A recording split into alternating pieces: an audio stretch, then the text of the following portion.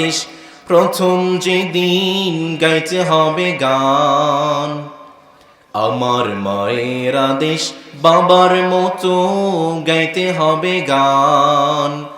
সেদিন থেকে গানি জীবনে, গানি আমার প্রাণ। ঠিক না?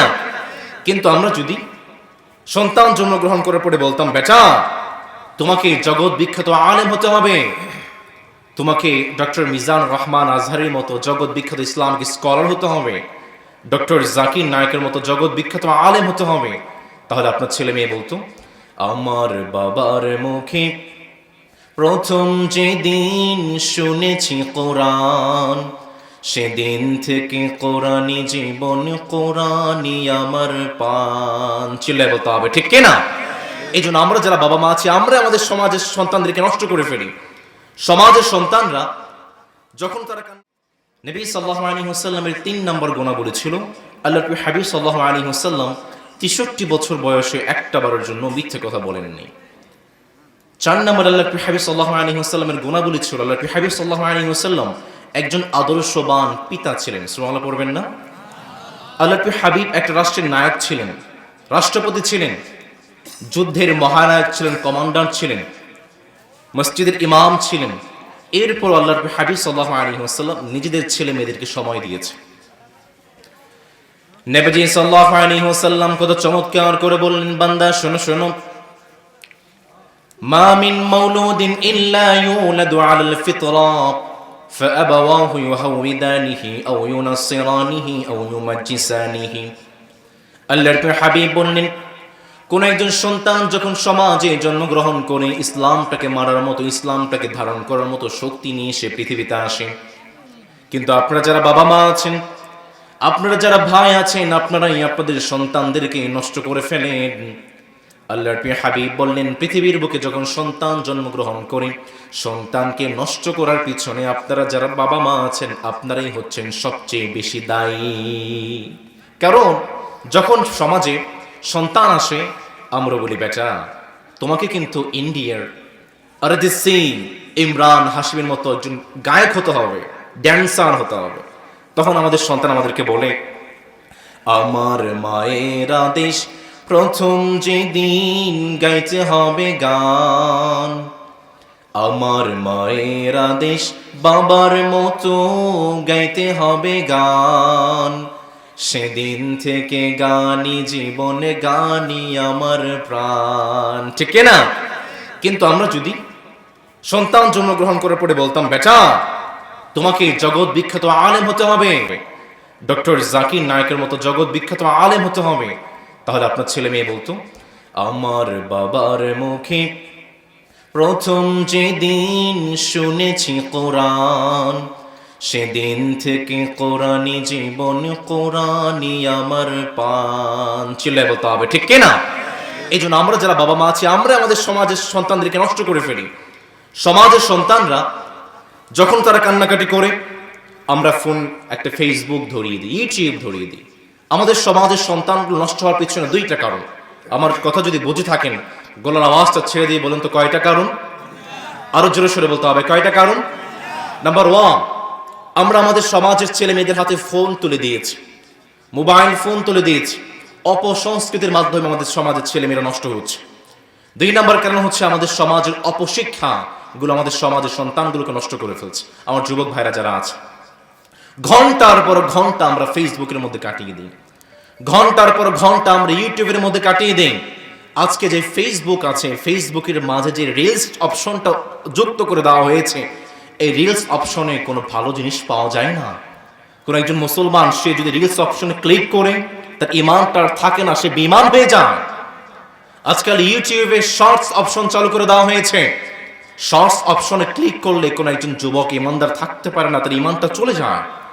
আমার ভাইরা, আমরা যে মুহূর্তে ফেসবুকের পিছনে ঘন্টার পর ঘন্টা সময় ব্যয় করছি, আফগানিস্তানের দিকে তাকিয়ে দেখেন, আফগানিস্তানের শত শত বোনদেরকে গলা কেটে জবাই করে দেওয়া হচ্ছে।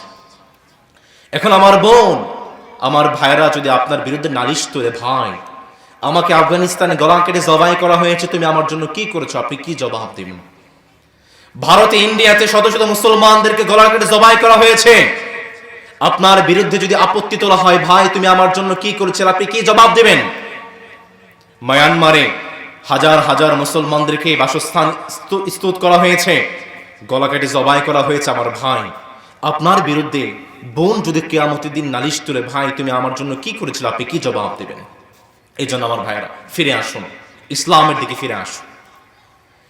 এই জন্য নবী সাল্লাল্লাহু আলাইহি ওয়াসাল্লামের 4 নাম্বার গুণাবলী ছিল আল্লাহর প্রিয় হাবিব একজন আদর্শবান পিতা ছিলেন। 5 নাম্বার, আল্লাহর প্রিয় হাবিব সবচেয়ে বেশি ক্ষমাশীল ছিলেন। আল্লাহর প্রিয় হাবিব সব সময় মানুষদেরকে ক্ষমা করে দিতেন। নবীজি সাল্লাল্লাহু আলাইহি ওয়াসাল্লাম মক্কার বুকে ইসলামের দাওয়াত দেন। সাহাবায়ে কেরাম যেখানেই যায়, সাহাবায়ে কেরামকে আঘাত করা হয়, সাহাবায়ে কেরামকে পেটানো হয়। আল্লাহর প্রিয় হাবিব ভাবতে লাগলেন, না না, মক্কার জমিন ইসলামের দাওয়াতটা দেওয়ার মতো কোনো পরিবেশ নেই। তায়েফে আছে আমার নানার দেশের মানুষ, হতে পারে মক্কার মানুষ আমার ইসলামের দাওয়াতটা বুঝতে পারে নাই, হতে পারে তায়েফের নানার দেশের মানুষ আমার ইসলামের দাওয়াতটা বুঝতে পারবে। আল্লাহর প্রিয় হাবিব বুক ভরা আশা নিয়ে, বুক ভরা স্বপ্ন নিয়ে তায়েফের দিকে ছুটতে লাগলেন। তায়েফের বুকে গিয়ে আল্লাহর প্রিয় হাবিব এক আল্লাহর দিকে আহ্বান করতে লাগলেন, মালিকের দিকে আহ্বান করতে লাগলেন। তায়েফের মানুষ আল্লাহর প্রিয় হাবিবের ডাকে সাড়া দেয় না, উল্টো আল্লাহর প্রিয় হাবিবকে পাথর নিক্ষেপ করেছে। আল্লাহর প্রিয় হাবিব তায়েফ থেকে ভেগে যাচ্ছেন, তায়েফের দুষ্ট ছেলেরা আল্লাহর প্রিয় হাবিবের পিছন পিছন পাথর নিক্ষেপ করেছে। আল্লাহর প্রিয় হাবিব অজ্ঞান হয়ে মাটির জমিনে পড়ে গিয়েছেন, আবার জ্ঞান ফিরেছে, আবার উঠে দাঁড়িয়েছেন, আবার চলতে শুরু করলেন। পিছন থেকে তায়েফের দুষ্ট ছেলেরা আল্লাহর প্রিয় হাবিবকে পাথর আঘাত করে আল্লাহর প্রিয় হাবিব আবার অজ্ঞান হয়ে মাটির জমিনে পড়ে গেলেন। আবার যখন জ্ঞানটা ফিরে এসেছে, আল্লাহর প্রিয় হাবিব আবার উঠে দাঁড়ালেন, আবার দৌড়াতে শুরু করলেন। তায়েফের কাফেররা আল্লাহর প্রিয় হাবিবকে পেছন থেকে পাথর নিক্ষেপ করে সর্বশেষ আল্লাহর প্রিয় হাবিব মাটির জমিনে অজ্ঞান হয়ে পড়ে গেলেন। কাফেররা ভেবেছে নবীজি সাল্লাল্লাহু আলাইহি ওয়াসাল্লাম ইন্তেকাল করেছেন, মৃত্যুবরণ করেছেন। আল্লাহর প্রিয় হাবিব কিছুক্ষণ পর যখন জ্ঞানটা ফিরে এসেছে, আল্লাহর প্রিয় হাবিব এদিক ওদিক তাকাতে লাগলেন, কোনো মানুষ আছে কিনা, কোনো কাফের আছে কিনা। যখন দেখতে পেলেন আশেপাশে কেউ নাই, আল্লাহর প্রিয় হাবিব এমন একটা দৌড় মেরেছেন যেন কোনো কাফের আল্লাহর প্রিয় হাবিবকে ধরতে না পারে। কারণ নবী সাল্লাল্লাহু আলাইহি ওয়াসাল্লাম জানতেন, আজকে যদি কোনো কাফের আমাকে ধরে ফেলে, আমাকে রাস্ত রাখবে না, মেরে ফেলবে। আল্লাহর প্রিয় হাবিব দৌড়াচ্ছেন দৌড়াচ্ছেন। জিবরিল আলাইহিস সালাম আল্লাহর প্রিয় হাবিবের কাছে এসে বললেন, নবী আমাকে একটা মাত্র সুযোগ দেন, একটা বার মাত্র আমাকে আদেশ করেন, তায়েফের দুই পাশের পাহাড়কে তায়েফবাসীর উপর চাপিয়ে দিই, তাদেরকে ধ্বংস করে দেই। আল্লাহর প্রিয় হাবিব বললেন, না না ও জিবরিল, এটা আমি করতে পারবো না। জিবরিল, আমি তো কোনো গজবের নবী হয়ে আসি নাই, আমি তো আমার উম্মতের জন্য গজবের দোয়া করতে পারবো না, আমি তো মূসার মতো দোয়া করতে পারবো না। মালিক তো আমাকে রহমতের নবী করে পাঠিয়েছেন। জীবনে যতদিন পর্যন্ত বাঁচি, যতদিন পর্যন্ত হায়াত পাই, সব সময় আমার উম্মতের জন্য আমি রহমতের দোয়া করি। সুবহানাল্লাহ। নবী সাল্লাল্লাহু আলাইহি ওয়াসাল্লাম জানিয়ে দিন, লা তাসরিবা আলাইকুমুল ইয়াউম, আজকে কারো উপর প্রতিশোধ নাই, আমি সবাইকে ক্ষমা করে দিয়েছি। পড়েন আল্লাহু আকবার। বিভিন্ন ঐতিহাসিক যারা ছিলেন, তারা যখন নবী সাল্লাল্লাহু আলাইহি ওয়াসাল্লামের বায়োগ্রাফিটা পড়েছেন, এই ঘটনা পড়েছেন, তারা কমেন্ট করেছেন, he is the unmatchable, he is the unforgettable, he is the lovable. নবী সাল্লাল্লাহু আলাইহি ওয়াসাল্লাম হচ্ছেন এমন একজন সত্তা যার কোনো তুলনা হয় না। নবী সাল্লাল্লাহু আলাইহি ওয়াসাল্লাম হচ্ছেন এমন একজন সত্তা যাকে সব সময় ভালোবাসা যায়। চিল্লায়ে পড়েন সুবহানাল্লাহ। সেই নবীর প্রতি আমাদেরও ভালোবাসা আছে না নেই? সবাই তো বলেন নেই। সেই নবীর প্রতি আমাদেরও ভালোবাসা আছে না নেই? রাসূল আমার ভালোবাসা, রাসূল আমার আলো আশা, রাসূল আমার প্রেম বিরহের মূল আলোচনা, রাসূল আমার কাজে কর্মে অনুপ্রেরণা, রাসূল আমার ভালোবাসা। যখন দারুণ দুঃখ নামে আমার জীবন জুড়ে, বিপদ আপদ মুসিবতে মরি পুড়ে পুড়ে। যখন দারুণ দুঃখ নামে আমার জীবন জুড়ে, বিপদ আপদ মুসিবতে মরি পুড়ে পুড়ে। তখন তোমার শৈশব কৈশোর যোগাই সান্ত্বনা।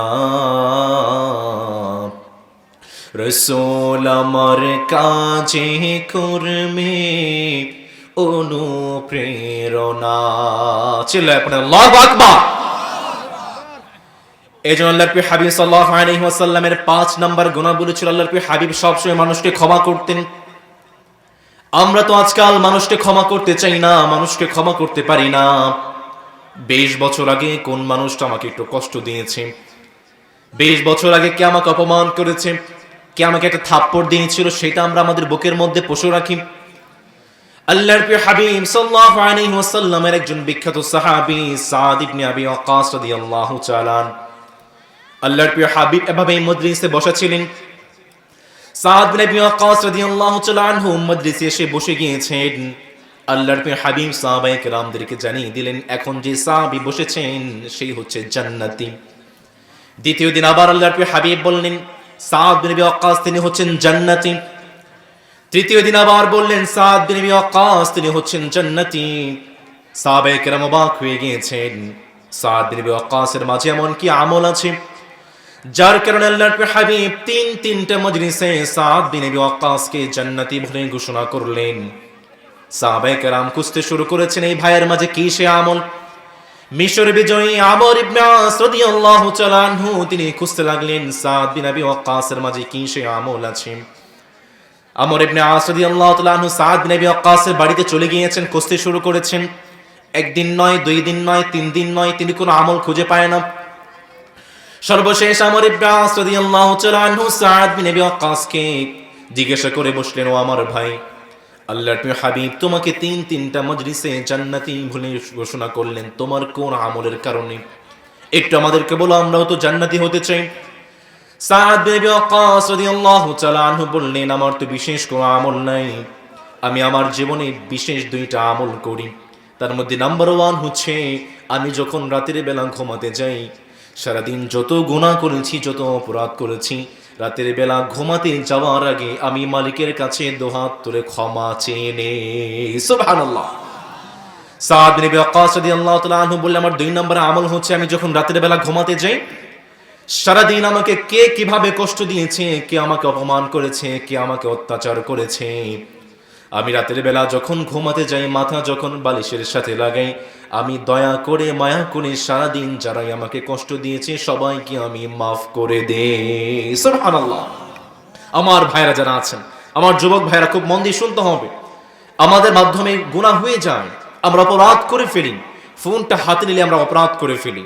কিন্তু মনে রাখবেন, আল্লাহর হাবিব জানিয়েছেন, আপনি যখন কোনো একটা মাহফিলের প্যান্ডেলে বসে, মসজিদের কোনায় বসে মাথাটাকে নিচের দিকে করে 2 ফোঁটা চোখের পানি ফেলে মালিকের কাছে ক্ষমা চাইতে পারবেন, আপনার জীবনের সমস্ত গুনাহগুলোকে যেই মালিক ক্ষমা করবেন, গলার আওয়াজটা ছেড়ে দিয়ে বলেন তো তিনি কে?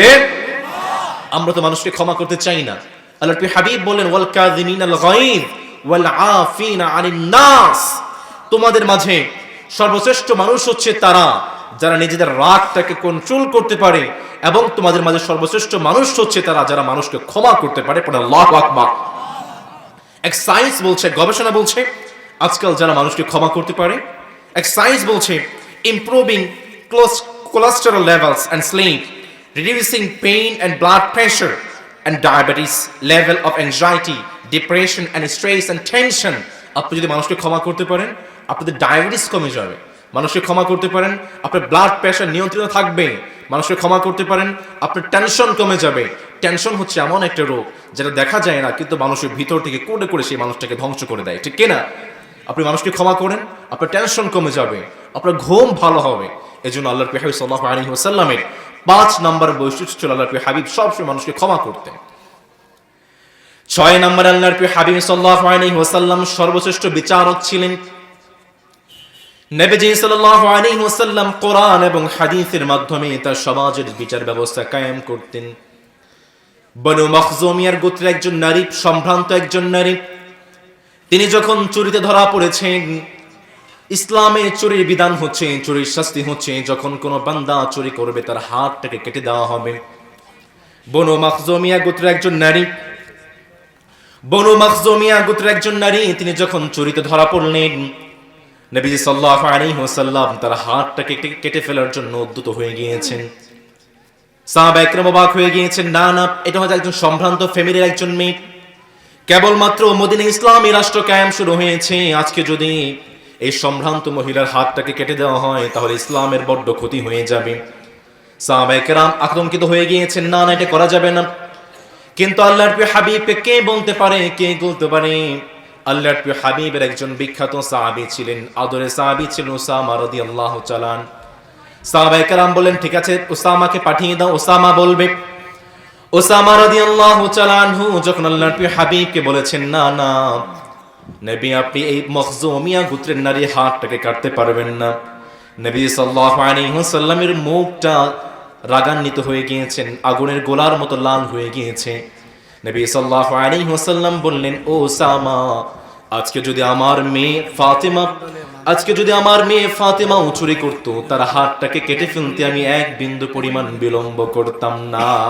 সুবহানাল্লাহ। এই ছিল ইসলামী রাষ্ট্রের বিচার ব্যবস্থা, এই ছিল ইসলামী রাষ্ট্রের আইন। আল্লাহর প্রিয় হাবিব সাল্লাল্লাহু আলাইহি ওয়াসাল্লাম তার সমাজে কোরআন এবং হাদিসের মাধ্যমে বিচার ব্যবস্থা পরিচালনা করেছেন। আমার প্রিয় ভাইরা, নবী সাল্লাল্লাহু আলাইহি ওয়াসাল্লাম 6টি গুণের কথা আপনাদেরকে জানিয়েছে। নাম্বার 1 ছিল আল্লাহর প্রিয় হাবিব সাল্লাল্লাহু আলাইহি ওয়াসাল্লাম তিনি ছিলেন সর্বশ্রেষ্ঠ লজ্জাশীল ব্যক্তি। 2 নম্বর ছিল আল্লাহর প্রিয় হাবিব সাল্লাল্লাহু আলাইহি ওয়াসাল্লাম তিনি সর্বশ্রেষ্ঠ আমানতদার। 3 নম্বর, তিনি তিনি সর্বসময় সত্য কথা বলতেন, সত্যের পথে থাকতেন। 4 নম্বর, নবী সাল্লাল্লাহু আলাইহি ওয়াসাল্লাম একজন আদর্শবান পিতা ছিলেন। 5 নম্বর, আল্লাহর প্রিয় হাবিব সাল্লাল্লাহু আলাইহি ওয়াসাল্লাম মানুষকে ক্ষমা করতেন। 6 নম্বর, আল্লাহর প্রিয় হাবিব সাল্লাল্লাহু আলাইহি ওয়াসাল্লাম তিনি ছিলেন সর্বশ্রেষ্ঠ বিচারক। এই 6টি গুণাবলীর মাধ্যমে আমরা আমাদের নিজেদের জীবনকে, নিজেদের সমাজকে, নিজেদের রাষ্ট্রকে পরিচালিত করতে রাজি আছেন ইনশাআল্লাহ? সবাই তো পড়েন নাই, সবাই পড়েন ইনশাআল্লাহ, আর জোরে পড়েন ইনশাআল্লাহ। যতটুকু কথা বলেছি কোরআন এবং হাদিস আলোকে বলার চেষ্টা করেছি, এর উপরও কোনো ভুল তথ্য যদি আমার মুখ দিয়ে বের হয়ে যায়, আল্লাহ তাআলা যেন আমাদের স্মৃতিপথ থেকে তা মুছে দেয়, আমরা পড়ি আমিন। আমরা যেভাবে এখানে বসেছি রব্বুল আলামিন যেন জান্নাতেও ঠিক এভাবে বসার তৌফিক দেয়, আমরা পড়ি আমিন। ওয়া আখিরু দাওয়ানা আলহামদুলিল্লাহি রাব্বিল আলামিন। আসসালামু আলাইকুম ওয়া রাহমাতুল্লাহি ওয়া বারাকাতুহু।